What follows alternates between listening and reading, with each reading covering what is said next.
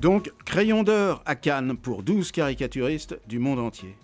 Tout avait commencé en 2006 avec l'affaire dite des caricatures de Mahomet et ses manifestations furieuses à travers le monde qui se sont parfois transformées en émeutes avec des morts. D'où il ressortait que notre monde, avec sa renaissance religieuse, commençait à sérieusement manquer d'humour.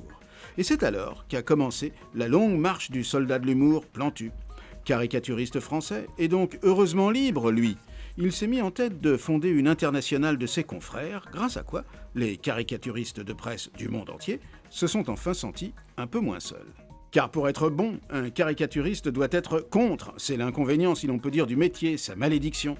Dès qu'elle est de soutien, la caricature cesse d'être drôle. Or, il y a quelques coins de la planète, et même pas mal de coins, où être contre peut coûter cher, de Caracas à Pékin, en passant par Moscou, et on en oublie. Et où être contre, ça peut faire mal, sans rire. Et c'est alors que le caricaturiste peut se retrouver bien seul. Cartooning for Peace, c'est un peu le médecin sans frontières du dessin. Et ça nous mène assez loin, tout autour de la Terre, comme le prouvent les 12 dessinataires du film caricaturiste fantassin de la démocratie du réseau Plantu. Fantassin parce que ça leur arrive de sauter sur des mines, là où il n'est pas permis de rire, comme à Damas par exemple. Mine de rien, mine de crayon, le film est un vrai traité de géopolitique mondiale, vu du rire, c'est-à-dire de haut.